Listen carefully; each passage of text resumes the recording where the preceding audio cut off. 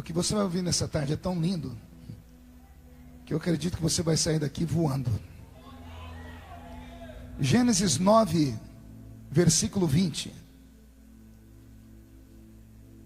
Gênesis capítulo 9, versículo 20, está escrito assim: sendo Noé lavrador, passou a plantar uma vinha. Bebendo do vinho, embriagou-se e se pôs nu dentro da sua tenda. Cão, pai de Canaã, vendo a nudez do pai, fez saber para todos os que estavam do lado de fora, os seus dois irmãos. E então Sem e Jafé tomaram uma capa, puseram-na sobre os ombros, e ambos, andando de costas, rostos desviados, cobriram a nudez do pai, sem que a vissem. E despertando Noé do seu vinho, soube o que lhe fizera o filho mais moço, e disse: maldito seja Canaã, seja servo dos servos a seus irmãos. E juntou: bendito seja o Senhor Deus de Sem, e Canaã lhe seja servo. Engrandeça Deus a Jafé, e habite ele nas tendas de Sem, e Canaã lhe seja servo. E Noé, passado o dilúvio, viveu ainda 350 anos, e todos os dias de Noé foram 950 anos, e morreu. Amém, igreja? Abra sua Bíblia comigo também no livro de Salmos. Salmos de número 6. E o versículo de número 4. Salmos de número 6. E o versículo de número 4 está escrito assim: volta-te, Senhor, livra minha alma e salva-me por tua misericórdia. Diga comigo, misericórdia. Mais uma vez, misericórdia. Feche a Bíblia, coloque no banco, pegue na mão de quem está do seu lado, aperte a mão da pessoa com carinho até ela falar aleluia. Pentecostal que não faz barulho está com defeito de fabricação. Vamos orar?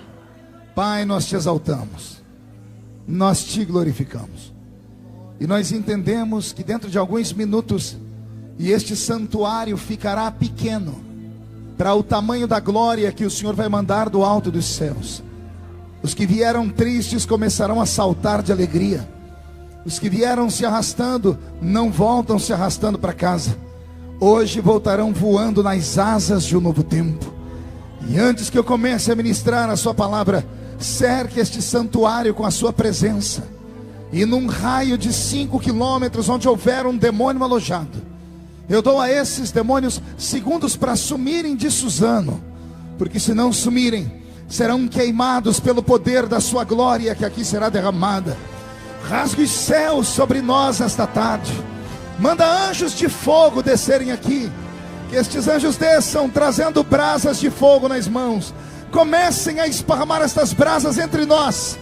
E onde houver um crente cheio do Espírito Santo, pega ele nesta tarde, Jesus, e mostra o caminho da verdadeira e poderosa adoração. Fala conosco, fica conosco. É o que eu te peço agora e sempre, em nome de Jesus. E toda a igreja diz: os que podem, tomem seu assento aplaudindo a Jesus, porque Ele é bom, porque Ele é maravilhoso. Como eu disse, eu prometo não me delongar muito, mas também prometo não entregar esse microfone até deixar aqui para vocês o que Deus plantou no meu coração. Estava aqui ouvindo o pastor Daniel falar, ele é lá de Rondônia, né? Pastor Holder. Ele estava falando e eu comecei a lembrar de cenas, histórias, né? Eu estou escrevendo um livro sobre memórias de um itinerante. As coisas que acontecem que a igreja não fica sabendo. Que as pessoas só veem quando você é exaltado, quando Deus te coloca num patamar de destaque. Mas ninguém é aceito sem antes ser rejeitado. Ninguém é aplaudido sem antes ser vaiado. Faz parte do show. E eu me lembrei de uma história muito engraçada. Eu acho que vale contar ela aqui para ver se os irmãos despertam. Porque depois do almoço, com um sol quente desse, é perigoso os crentes falar, ao invés de falar Jesus, falar Genésio aqui dentro, né? Eu estava num congresso lá tem uma casa de shows lá que chama Kelps. A Kelps tem um desenho de uma múmia, é lá em Porto Velho. E era um domingo de manhã, tinha umas 10 mil pessoas. E estava pregando o pastor Paulo Roberto, de Cuiabá. Não sei se os irmãos conhecem. Paulo Sete Câncer. A senhora estava lá. E o pastor Paulo é muito usado em curas, né? E eu fiquei espantado com o dom que Deus deu a ele. E ele começou a orar, Jesus começou a curar. E eu falei, eu acredito, eu quero Deus. Quando eu dei um grito, eu disse, eu quero.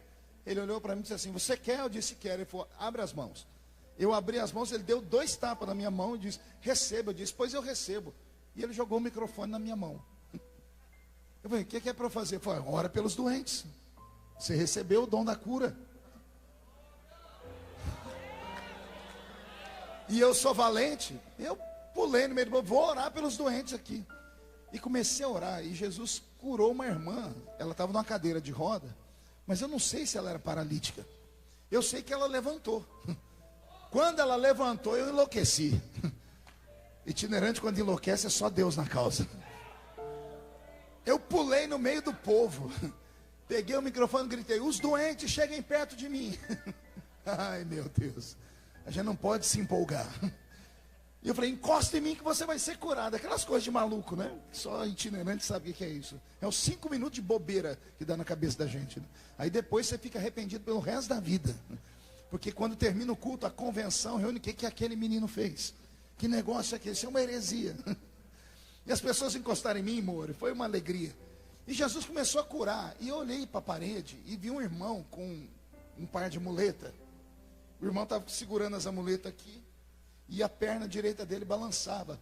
E eu falei para ele, vem porque Jesus vai te curar. E ele olhou para mim e fez assim. E todo mundo olhou para ele, olhou para mim. E eu disse assim, vem. Eu falei, se você não vem porque não tem fé, eu tenho fé, eu vou a ti. Oh Deus de Israel. E eu cheguei perto dele. Quando eu cheguei perto dele, ele disse assim, pastor, eu fiz assim, você não precisa ter fé, eu tenho fé por mim e por você. Que fé tinha Lázaro, que estava morto e Jesus trouxe ele da sepultura? A fé estava em Jesus, não estava em Lázaro. Eu disse, eu tenho fé por mim e por você. E ele, pastor, eu falei, e ele obedeceu. E eu ajoelhei na frente dele. Oh Deus de Israel. Dei o microfone na mão do irmão e falei, irmão, segura aqui que eu vou orar. Eu peguei a perna que estava balançando, Moura. Eu peguei pela coxa. E eu bati assim, perna em nome de Jesus. Pá! Cresça. Seja curado. E fui descendo, porque eu ia ungir a perna inteira. Perna, pá, cresça. Quando chegou no joelho, irmãos, o diabo operou. Quando eu bati a mão, perna, cresça. A minha mão enformigou. O anel amassou. Eu olhei para cima, ele olhou para baixo e disse assim, é de madeira, pastor.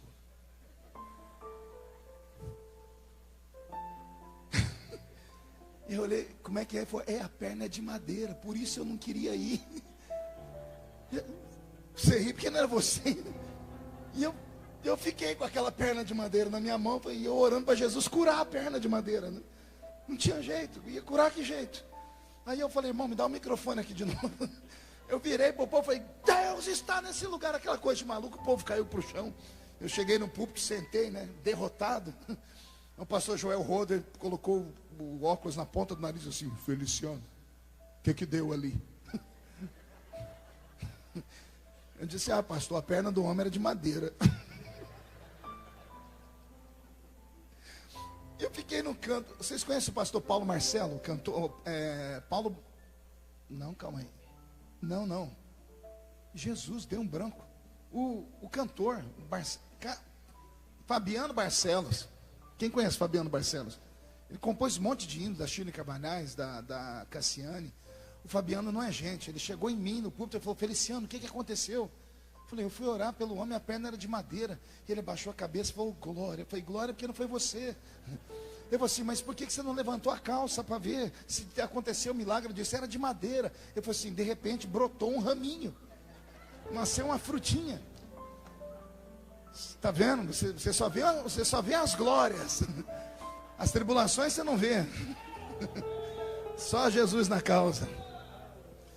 Eu lembrei de outra história. Eu estava pregando no Rio Branco, no Acre. congresso de jovens, lá junto com o pastor Gonzaga, no ginásio. A senhora estava lá, a senhora também tem tudo. A senhora...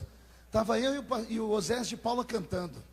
Sábado à noite foi uma glória. Eu preguei, quando eu estava pregando, um paralítico levantou de verdade. Ele agarrou a cadeira de roda e botou no ombro, e acabou o culto, porque o povo viu aquilo, só que eu não orei por ele. Foi Jesus que curou ele. Para sair do ginásio, eu saí escoltado. Os irmãos acharam que era eu que tinha curado, queriam arrancar pedaços da minha roupa. Aí o pastor falou para mim: amanhã de manhã você não aparece no culto não, deixa, só vem à noite. E eu fiquei no hotel a tarde inteira, né? Igual um jacaré, né? Descansando, orei pouquinho. Quando eu cheguei à noite no ginásio, o diabo operou de novo. Na frente do altar tinha mais de 50 cadeiras de roda. Tinha umas 3 macas, a pessoa deitada com sangue, com um negócio de soro pendurado. Eu olhei, começou a me dar tremedeira. Eu falei: meu Deus, o que é isso? Aí eu falei: Osés de Paula, o que deu aqui?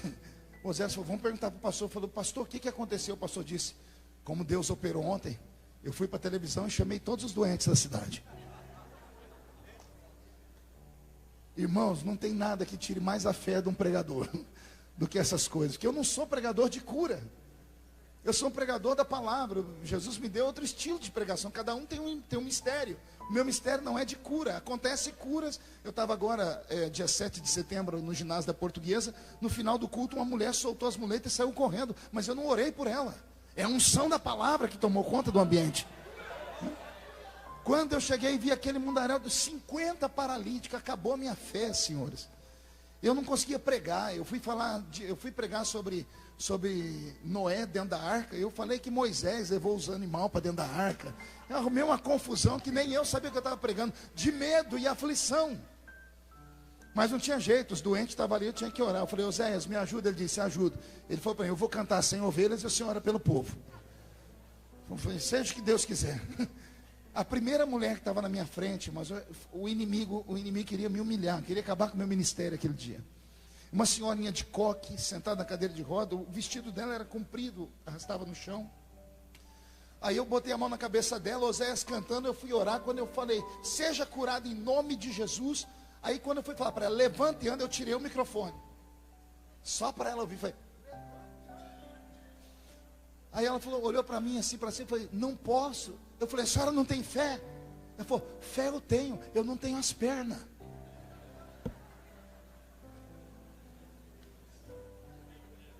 E eu falei: e a senhora está fazendo o que aqui? Aí eu vim para ser curada. Eu falei: irmã, mas nem Jesus fez brotar a perna na hora. Está lá que ele curou o paralítico, ele curou. Agora ela não tinha as 2 pernas, ela teve diabetes comeu as pernas dela. E ela estava lá: como é que ela vai andar? Então são histórias que acontecem, que você, se não tiver estrutura, ou você desvia, ou você faz como eu estou fazendo aqui. Experiência, a gente dá risadas e toque o barco. Olha para o seu irmão e diga: nem tudo são flores. Tem dias que a coisa não dá certo. Posso ouvir um glória a Deus? E vocês filmaram tudo isso, né? Já está no YouTube, né? O inimigo vai usar vocês mesmo, não tem outro jeito, né? Robson, mude a música para mim. Eu li 2 textos da Bíblia, um no livro do Gênesis e o outro no livro de Salmos. Eu queria começar pelo livro de Salmos. Eu pedi para todos aqui recitarem uma palavra comigo, uma única palavra, a palavra misericórdia. Dá para repetir comigo de novo? Pergunte à pessoa do seu lado: você sabe o que significa misericórdia? Muitas vezes nós falamos: Deus tem misericórdia de mim, misericórdia, Senhor. Virou até chavão, até as pessoas de televisão, de novela falam, mas não sabem o que significa a palavra misericórdia. A palavra misericórdia é uma junção de 2 palavras no latim: a palavra miseris e a palavra córdia. A palavra miseris, vai anotando aí se quiser, é sujo, imundo, podre, fedido, leproso, perdido, derrotado, desgraçado. Tudo isso é a palavra miseris. E a palavra córdia, essa mexe comigo. A palavra córdia significa coração, Então, quando a gente diz misericórdia, nós estamos falando misericórdia. Nós estamos dizendo: Senhor, pega-me, um sujo, um imundo, o caído, o podre, o desgraçado, o sujo, e coloca no teu coração, Deus. Você já colocou alguém no coração? Já, só que você nem sabia. É mais ou menos assim. Vem cá, filho, fique aqui. Toda vez que você vê uma pessoa sofrendo, você vai no velório, você vai no hospital, você vê uma pessoa passando por necessidade, você acaba tendo misericórdia dela. Pergunte por quê? Porque você pega a pessoa sofrida e coloca ela no coração assim, ó.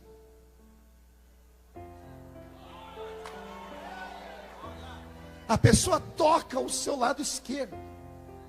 Raramente alguém abraça do lado direito. A gente abraça sempre do lado esquerdo. Misericórdia. Pegue a pessoa caída, machucada, suja, sofrida e põe ela aqui no coração, ó. O salmista está dizendo: Deus, me dá um abraço, porque eu preciso da sua ajuda. Que nesta tarde Deus te coloque no coração dele. Porque os homens não nos colocam no coração. Os homens só nos colocam no coração quando estamos de bem, quando temos tudo, quando somos alguém, quando perdemos tudo, quando o teto desaba na nossa cabeça, quando o chão desaba sobre os nossos pés, quando acontece um acidente, uma tragédia, quando o herói encontra uma criptonita, quando o super-homem tomba. Ninguém quer ficar perto da pessoa. A pessoa se torna imunda, a pessoa se torna uma leprosa. Porque o ser humano quer ficar somente perto de pessoas que tenham vitória, de pessoas que tenham virtude. Mas Deus não é assim. Deus é Pai. Deus te ama e o amor dele não muda. Você sabia que não existe como o amor de Deus mudar? Deus não pode amar mais você hoje do que ele te amou ontem. O amor de Deus não muda. O amor de Deus é imutável. É impossível Deus te amar mais do que ele te ama. E também é impossível Deus te amar menos do que ele te ama. Ele não te ama pelo que você faz, ele te ama pelo que você é. Vou repetir: Deus não te ama pelo que você faz, ele te ama pelo que você é. Pergunte a mim: o que é que eu sou, pastor? Só fala se todo mundo perguntar. Você é imagem e semelhança dele. Pastor, e os defeitos? Acidente de percurso, herança genética, herança psicossomática, herança adâmica. Não há um justo sequer, diz a Bíblia. Na minha igreja, onde eu sou pastor, eu aboli a palavra exclusão. Nós não excluímos ninguém. E na minha ausência, excluíram um crente. Eu quase excluí todo o corpo de ministério. Porque viemos de uma tradição religiosa. Eu digo: na minha igreja não se exclui ninguém. Porque a Bíblia Sagrada diz que quando nós excluímos, nós cometemos um pecado mais grave do que o pecado daquele que caiu. Você sabia disso? Não sabia, porque nunca foi ensinado. Pois eu vou te ensinar agora. Todas as vezes que o pastor fala na igreja: vamos excluir alguém ou excomungar alguém, ele não tem poder para fazer isso sozinho. Ele precisa de quórum. Por isso que ele apresenta o nome e pergunta se a igreja diz amém. Quando a igreja diz amém, a igreja tem poder, porque a igreja é a noiva. Quando a igreja diz amém, acontece o que está escrito em Mateus 16 e 18. Tudo que desligar na terra, tudo que desligar na terra, será desligado aonde? Sabe o que aquele amém da igreja significa? Aquele amém sobe ao céu em forma de uma borracha e apaga o nome da pessoa do livro da vida. É por isso que toda pessoa que cai, ela fica pior do que um ímpio. Já percebeu? A pessoa excluída, se era uma menina de igreja, amanhã vira prostituta. Se era um menino, amanhã ele vira um endemoniado. A Bíblia diz: a casa está limpa. O espírito que saiu volta com 7 piores. E a tendência da pessoa é terminar se suicidando ou sendo morta. Porque o diabo tem pressa em ceifar a vida dela. Porque nós não conhecemos a palavra misericórdia. O texto que eu li de Noé mexeu comigo dia desses, quando Deus me deu uma revelação. Eu estava estudando sobre as capas da Bíblia. a túnica colorida de José. Eu tenho uma mensagem chamada A Oitava Capa, e eu estava procurando outras capas na Bíblia, como a capa babilônica, a capa de Bartimeu, e o Senhor me fez lembrar da capa de Noé. Mas eu nunca tinha pregado sobre a capa de Noé. E o Senhor falou para mim: a capa de Noé é a capa da misericórdia. Capa da misericórdia. Noé é o único homem que sobreviveu ao dilúvio com a sua família. Saiu da arca, plantou uma vinha, bebeu e ficou bêbado. A história de Noé pode ser manchada por essa história. O patriarca, o único homem justo que Deus encontrou, a alma temente, desceu da arca e pecou, desviou, ficou bêbado. Aí todo mundo joga uma pedra em Noé. Ei, Noé, bebum, cachaceiro. Algum dia você parou para pensar por que Noé bebeu?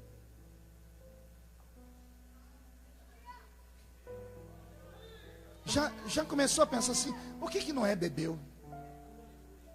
Você conhece pessoas caídas pelas ruas, os bebuns? Chegue em uma pessoa dessa, procure saber por que ele bebe. Há textos na Bíblia que estimulam a bebida, sabia disso? Salomão disse: se você está triste, tome vinho, para que se alegre o seu coração. Quantas vezes você ouviu falar que a pessoa bebe para esquecer o que aconteceu? Eu não queria estar na pele de Noé. Você já reparou que quando Noé fez a arca, entrou com a família lá dentro, ele trancou a arca por dentro. Aí a Bíblia vem e conta uma outra história, pergunte qual? Veio um anjo e fechou a arca por fora. Já meditou porque o anjo fechou a arca por fora? Pergunta para o seu irmão, o que você acha? Por que o anjo fechou por fora? Noé já tinha fechado a arca por dentro. Veio Deus e fechou a arca por fora. Pergunte para mim, para quê, pastor? Porque Noé era um homem de coração bom. Era um homem que temia Deus. Quando ele estava dentro da arca, a arca começa a balançar, ele começa a escutar o choro de criança morrendo afogada. Ele começa a escutar o grito do vizinho dele, que podia não ser perfeito, mas era amigo, dizendo: ô Noé, abre a arca, deixa eu entrar. Ele viu a família dele toda morrer. Pai, mãe, tio, primos. E eu tenho certeza que Noé tentou abrir aquela arca para abrir para as pessoas entrarem. Porque ele tinha um coração bom. Senão Deus não teria salvo ele. Só que como Deus não podia ter misericórdia daquela geração, Deus trancou a arca por fora. Quando a arca pousou e Noé andou pelo mundo, ele andava e via ossos. Ele via caveiras. E ele sabia que ele podia ter salvo esse povo. Ele não aguentou. Ele plantou uma vinha e bebeu, para esquecer os problemas, gente. Ele bebeu porque ele não aguentava saber que ele trazia nos ombros a morte de uma geração inteira. Morreu uma geração inteira. E aí ele está bêbado, ficou nu, porque perde o bom senso. Aí vem o filho, o mais novo, quando viu o pai bêbado, expôs o pai para todo mundo. Meu pai não é o perfeito, olha lá, ó, cachaceiro, está pelado, bêbado, que vergonha. Quando a notícia chegou em casa, os dois outros filhos, Sem e Jafé, pegaram um pano, pegaram uma capa, a capa da misericórdia. Não ousaram olhar para o pai, não quiseram saber se era verdade. Vai anotando aí. Não ousaram perguntar se era verdade que o pai estava nu ou não, de costas, sem olhar. A Bíblia diz que eles nem viraram. Pegaram um pano e vieram de costa e cobriram a nudez do pai. Olha Deus falando conosco nessa tarde. Deus está procurando filhos que cubram a nudez do pai. Deus está procurando uma geração que não fique esparramando as notícias ruins, que não fique no Facebook questionando se é verdade ou se não é, que não fique falando de pastor, cantor, pregador. Deus está procurando uma geração que tenha misericórdia, que ao invés de acusar o outro do pecado, tente entender por que pecou. E saiba que se ontem foi a outra pessoa, amanhã pode ser você. Porque todos nós somos seres humanos. Deus não procura entre nós homens e mulheres de aço. Deus procura homens e mulheres que tenham coração. Não existe no Velho Testamento um pecado tão grosseiro quanto o pecado de Davi, que desejou uma mulher que não era dele, que mandou matar o marido dela, que dormiu com ela, engravidou ela. Não tem um pecado pior do que esse. Mas Deus não deixou nunca ninguém tocar em Davi, porque Deus sabia que Davi era homem. Só que Deus também sabia que Davi tinha coração. Deus ouviu Davi orar, e Davi orou assim: tira tudo que eu tenho, tira a riqueza, tira o meu nome, só não retires de mim o seu Santo Espírito.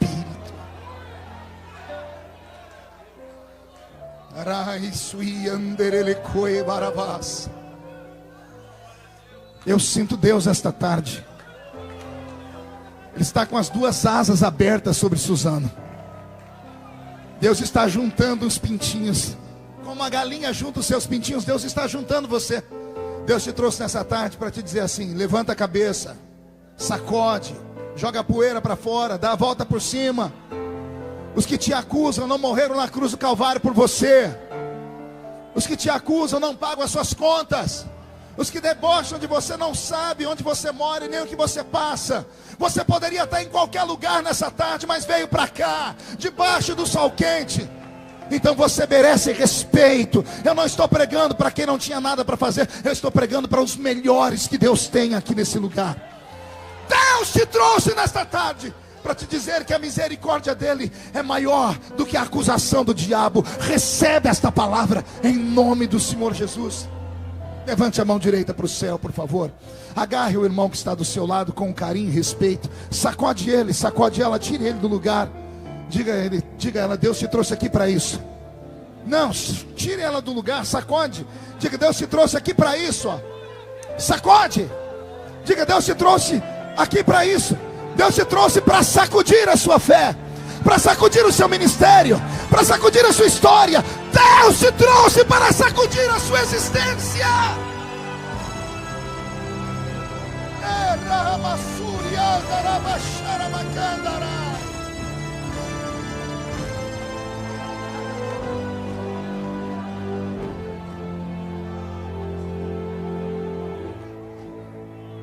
Sente aí.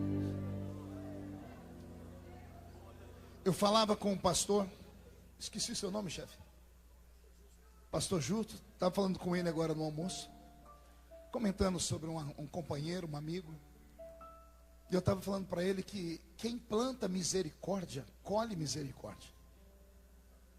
Mas quem planta uma justiça cega, a justiça cega corre atrás da pessoa. Estava contando para ele, eu não vou dizer o nome aqui por ética, mas eu falei para ele: eu sou assembleiano, sou da Confradesp, do pastor Zé Wellington. E há anos atrás, quando os pastores se reuniram para criar uma lei para pastores, porque queriam encontrar um norte. O pastor caiu em pecado de adultério, mas não deixou a esposa. Ele pode ou não pode pregar mais? Foram horas e horas de debate, até que levantou um super santo e disse: eu já tenho a solução. O pastor caiu em adultério, pecou, 10 anos de banco para ele. Não pode pregar, não pode dar testemunho, por 10 anos vai ficar sentado. Se ele aguentar o tranco, 10 anos depois ele pode voltar a pastorear. O primeiro a ser punido por essa lei, no Belenzinho, foi o criador dela. Entendeu não? O pastor que criou essa lei foi o primeiro a ser punido por ela. Aí ele não aguentou ficar 10 anos sem pregar, teve que sair do ministério e ir para outro. E começou outra vida. Quem planta misericórdia, colhe misericórdia. Mas quem não conhece a palavra misericórdia, quem nunca precisou dela, vai sempre agir como a mão de Deus sobre a terra, como super santo. Eu já fui assim, quando era garoto, bem assembleiano. Quando eu casei com a minha esposa, eu disse para ela: o dia que você cortar o seu cabelo, me corte da sua vida.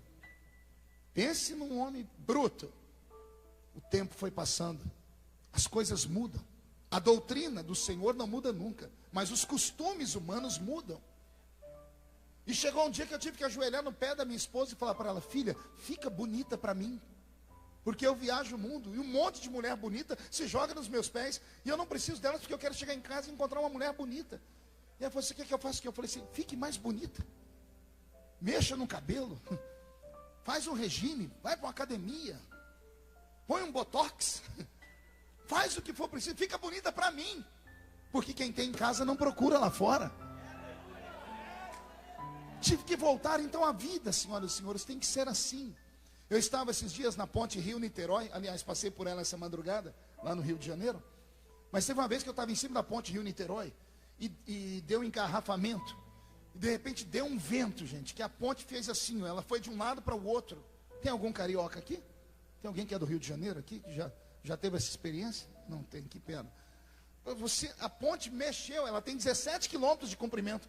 Eu fui descer do carro porque eu achei que era um terremoto. Um monte de gente desceu. Aí o motorista de táxi olhou para trás e falou: ô pastor, fica tranquilo. Eu falei: tranquilo? Então é um terremoto, a ponte vai cair. Eu falei: não, pastor. Eu falei: mas a ponte está balançando. Ele falou: graças a Deus, pastor. Eu falei: por quê? Porque se ela não balança, ela trinca, quebra e cai. A engenharia dela é feita para ter molejo. Se ela não tem molejo, ela trinca, quebra e vira uma tragédia. Eu disse: enquanto ela estiver balançando, o senhor vai dando glória a Deus. Senão está boa. Eu estava dentro do carro e Jesus falou para mim: meu filho, foi por isso que eu disse a Salomão. E Salomão deixou na Bíblia escrito, e nenhum pastor tem coragem de pregar o que Salomão disse: não sejais demasiadamente justo, nem demasiadamente ímpio. Olha o conselho da Bíblia. Meu Deus, esse homem está desviado. Imagina um pastor falar para você: não seja santo demais não. E falar também: não seja pecador demais não. Tenha equilíbrio. É o que Salomão está dizendo: tenha uma vida equilibrada.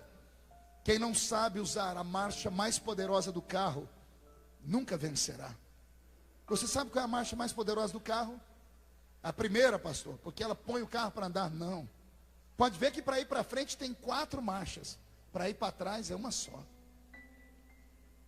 Marcha ré. Diga para o seu irmão: às vezes precisamos usar o marcha ré. Só quem usa o marcha ré conhece a palavra misericórdia. Que Deus nesta tarde, quando te levar para sua casa ou te preparar para o culto à noite, te faça olhar aquele irmão fraco com um olhar de carinho e de amor. Que Deus te faça não um coveiro de igreja, mas que Deus te faça um bom samaritano. Que Deus te faça passar por aquele que está caído meio morto e não abandone, não tenha vergonha, não tenha medo de se sujar. Agarre ele, fique do lado dele, porque aquele que ajuda um caído recebe do Senhor o mesmo tratamento. É por isso que a Bíblia diz assim: quem dá aos pobres, a Deus empresta. E não é só pobre financeiramente, não, é pobre, rejeitado, abandonado, que as pessoas não amam, não cuidam. Deus tem uma paixão especial pelos fracos. Eu encerro aqui dizendo para vocês sobre o capítulo 12 da primeira carta de Paulo aos Coríntios. Me dá medo quando eu prego isso, porque eu deixo os crentes tudo maluco, né? Paulo, escrevendo a carta aos Coríntios, começa falando sobre misericórdia. Que bom que a misericórdia está entre vocês.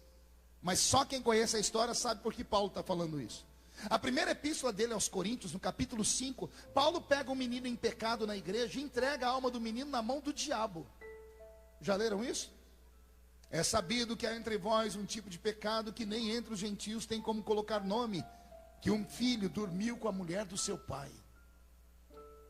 Se o filho tivesse dormido com a mãe, era incesto, mas não é. Ele está dormindo com a mulher do pai. O pai ficou viúvo, divorciou, o menino foi e dormiu com a mulher do pai. Paulo ficou com tanta raiva, porque é um pecado grosseiro, sujo e nojento, que Paulo diz: não aceito pecado na igreja de Corinto. Paulo disse: eu vou entregar esse menino na mão do diabo para que a alma dele se salve, mas o corpo vai para Satanás. Meu Deus do céu, eu não quero congregar nunca numa igreja dessa. que um pastor, ao invés de ter piedade da minha alma, manda o diabo me arrastar. E tem pastor assim.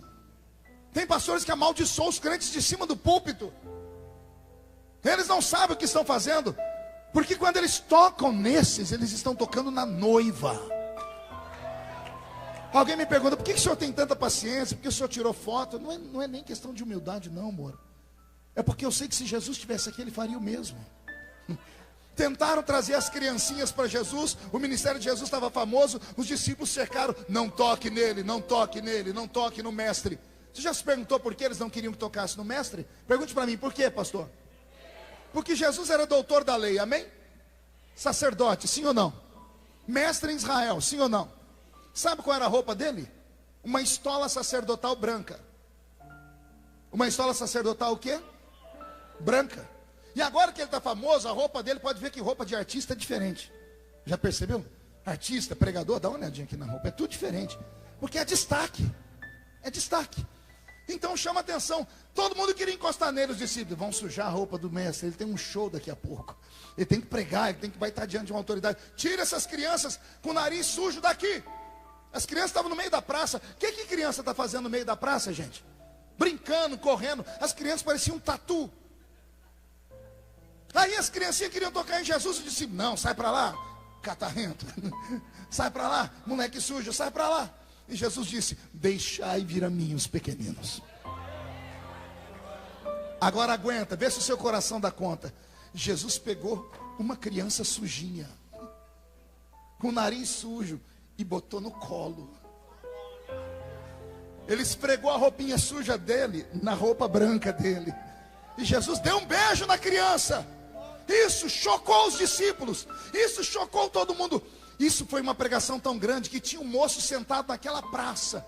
Quando ele viu Jesus fazer aquilo, ele saiu correndo, se jogou de joelho ao pé de Jesus e disse, bom mestre, o que eu tenho que fazer para herdar a vida eterna? Por que você acha que esse moço procurou Jesus? Jesus pergunta para ele, conhece os mandamentos? E o que é que o moço diz? O jovem rico? Conheço todos os mandamentos, respeito desde a minha mocidade. Você conhece algum crente que respeita todos os mandamentos? Será que tem algum aqui entre nós que é santo a esse ponto? Se aquele moço estivesse mentindo, Jesus teria chamado a atenção dele, sim ou não? Jesus falou para a mulher, cadê seu marido? Não tenho. Olha ele falando, você teve 5, não mente para mim não. O que você tem agora não é seu. Ninguém mentia para Jesus. Quando aquele moço diz, eu respeito os mandamentos desde a mocidade, Jesus encontrou um santo na terra. Quem é que respeita tudo? Jesus achou um. Aí Jesus olhou para ele e disse assim, então, se você já respeita todos os mandamentos, vende tudo que você tem e me segue. Porque você já é um anjo na terra. Agora, calma aí, tem uma coisa que nós não meditamos. Pergunte o quê? Só fala se todo mundo perguntar. Como é que alguém que respeita todos os mandamentos não tem certeza de ir para o céu? Pegou aí? Ele se jogou aos pés de Jesus por quê? Como eu faço para ter a vida? Quero ser salvo, como é que eu faço para ir para o céu? Mas a religião dele já tinha falado, respeita os mandamentos. E ele só queria uma confirmação. Quando Jesus diz, respeita os mandamentos, ele diz, estou salvo. Aí Jesus fala para ele, vende tudo que você tem e me segue. Aí a Bíblia diz que o rapaz se entristeceu e foi embora. Pergunte por quê? E ensinaram ele a respeitar a estrutura da igreja, as doutrinas, os costumes, mas nunca ensinaram ele a amar Deus acima de todas as coisas. Quantos crentes piedosos, santos que eu conheço, tem a coragem de levantar a mão para o céu e excomungar alguém da igreja? Tem capacidade de ir na casa do pastor e entregar o irmão, olha, eu tenho provas de que aquele irmão não merece tomar santa ceia. Quem é o sujo para falar do mal lavado? Que Deus nesta tarde pegue esses julgadores, que Deus os faça passar pelo vale, para eles entenderem o que é misericórdia. Só pode conhecer misericórdia quem precisou dela. Se Jesus abraçou aquele menino sujinho, era a forma dele dizer: aqueles que ninguém querem abraçar, eu abraço. Eu coloco na minha roupa branca. Eu não tenho problema em me sujar. Eu encerro contando uma velha história que eu já preguei algumas vezes. Tem um homem na Bíblia que teve tudo e da noite para o dia perdeu tudo. Tem um livro com o nome dele na Bíblia. Ele enterrou 10 filhos. A mulher o abandonou. Os amigos chamaram ele de pecador enrustido, porque sentaram com ele e disseram: não tem nenhum pecado escondido aí que você não confessou, não. Ele perdeu. Quem lê a Bíblia diz: ele perdeu tudo. Casa, os carros de boi, os animais, os empregados, a família. Sobrou para ele a saúde, e o diabo levou embora também. Quem lê a história de Jó diz que Deus deixou o diabo roubar tudo. Sim ou não? Só que Deus nunca deixa o diabo roubar tudo. Sobrou alguma coisa para Jó. E eu sei que os irmãos vão falar: é claro, pastor, sobrou a fé. Mas não é disso que eu estou falando. Sobrou de toda a riqueza dele uma matéria. Sobrou um caco de telha, que para muitos pode não significar nada. Mas o dia que você chegar no céu, sentado do lado de Jó, pergunta para ele: Jó, o que aquele caquinho de telha era para você? Oh, glória. Aí ele vai começar falando assim para você: você sabe que eu tive lepra, né? E a lepra, ela começa a carcomer as partes mais sensíveis do corpo. As falanges dos dedos, o nariz, a orelha, as unhas. O leproso não tem unha. Só que a lepra, ela ela tem fases. Ela vai ficando vermelha, vai queimando. Quando ela começa a queimar, ela coça, até que ela mata as células. No período da coceira, a única coisa que alivia o homem é as unhas. Mas ele não tem unhas. Quando não tem unha, um amigo podia coçar ele, não podia? Que amigo quer colocar a mão na sua lepra? A mulher podia coçar ele, mas nem a mulher deu conta. Porque quando você coça, sai sangue e começa a feder. Catinga. O Jó ia falar assim para você: aquele caco de telha tocou na minha lepra, foi na minha podridão. Ao invés de me acusar, ele aliviava a minha dor. Aquele caco de telha ia rompendo com a minha carne, ia aliviando a minha dor. E tem mais, hein? Ninguém queria dormir comigo, eu era solitário.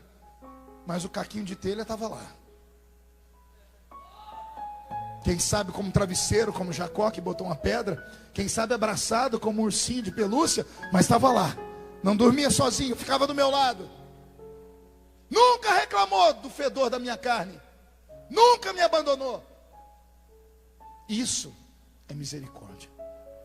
Nós também temos um caquinho de telha, que humildemente coloca esse apelido nele, embora ele seja eternamente grande, mas ele faz a mesma função. Ele chama-se Espírito Santo. Quando ninguém te quer, ele te abraça. Quando você está caído, é ele que está do seu lado dizendo: levanta, força. Quando você quer se matar, porque os demônios do desespero entram, é ele quem briga com eles. Todo crente que passa pelo vale, ele peca com palavras, ele ofende a Deus. Ele olha para o céu e diz palavrões, ele diz: Deus me abandonou. Aí sabe o que acontece? Antes da palavra chegar no ouvido de Deus, o Espírito Santo entra na frente e filtra.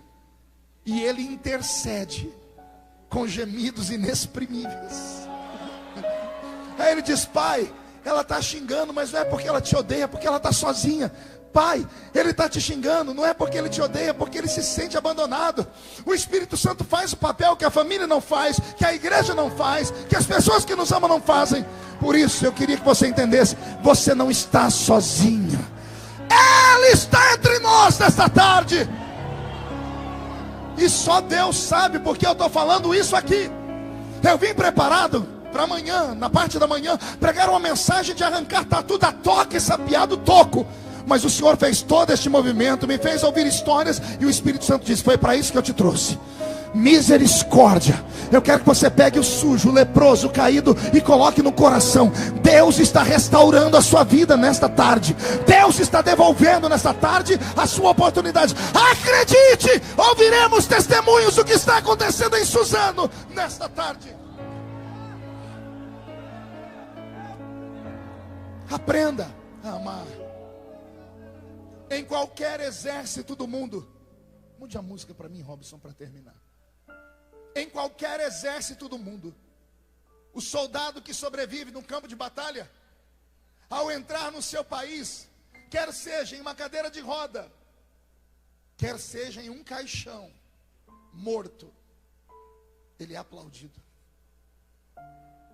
Recebe uma saraivada de tiros, a bandeira, uma medalha, porque ele tombou no campo de batalha. E ele tombou por quê? Porque ele foi mais fraco do que os outros. Mas ele estava no campo de batalha. Quando nós aceitamos Jesus como Salvador, nós entramos em um campo de batalha. Começamos a ser alvo e alvejados. Alguns têm habilidade de vencer. Deus me deu essa graça de vencer. Mas eu me emociono porque eu me lembro de tantos que começaram comigo e não deram conta.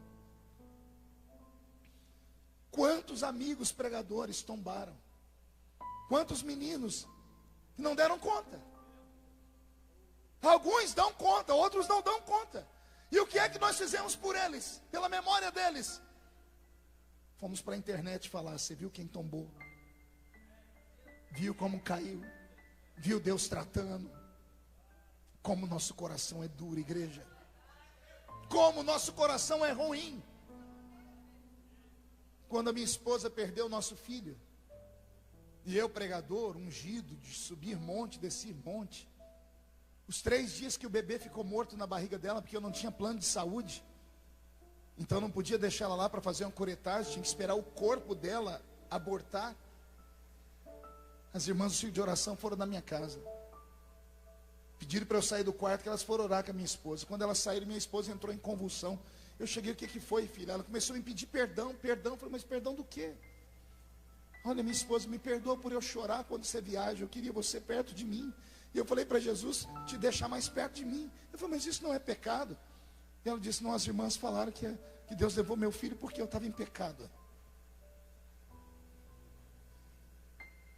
As irmãs de oração, querendo encontrar uma razão porque meu filho morreu, não achando, disseram para minha esposa o que os amigos de Jó falaram para ele: você deve estar em pecado. Conta, confessa, fala, se abre. Ei, nem tudo é pecado. Nem todo vale é punição. Trouxeram um paralítico para Jesus e perguntaram para ele: Senhor, quem pecou? Ele ou os pais dele? Para ter essa desgraça é pecado. Jesus saiu na defesa dele, dizendo: nem ele pecou, nem a mãe dele pecou, nem o pai dele pecou. Isso aconteceu para que o nome de Deus fosse glorificado na vida dele. Tem vales que Deus te faz passar porque Deus quer te exaltar. Então aguenta, sacode a poeira, dá a volta por cima. Não deixe os inimigos terem a ousadia de tirarem você do foco. Se você tem uma chamada, lute por ela. Se você tem um ministério, se agarre a ele. Ignore todos e todos que falam de você, que tocam em você. Senão você não sobrevive. Vou repetir: se você prestar atenção em quem fala do seu sapato, do seu cabelo, da sua roupa, do seu jeito de se portar, de você ser alegre demais, de você ter a cara fechada demais, você nunca irá agradar as pessoas. Então ignore esses seres humanos, ignore essa gente ruim, porque o desejo deles era ser o que você é e não dão conta. O desejo deles era chegar onde você chegou e eles não dão conta.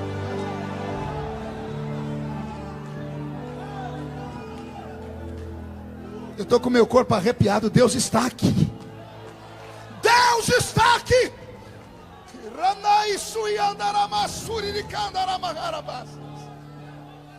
Que nesta tarde o manto da misericórdia venha cobrir os seus erros.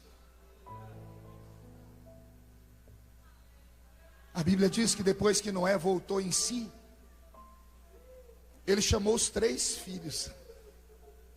E olha o que ele disse para o acusador: você vai ser escravo. Aí chamou os que cobriram e disse: você vai ser grande, mas o filho do acusador vai ser seu empregado. Aí Noé chamou o outro: você cobriu a minha nudez?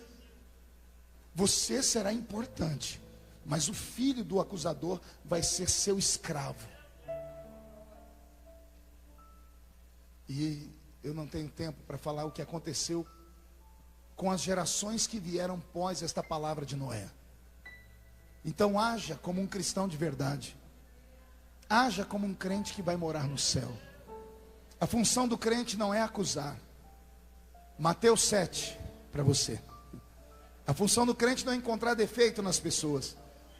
É se aguentar, é se segurar, porque ontem foi aquele, hoje foi o outro, amanhã pode ser você.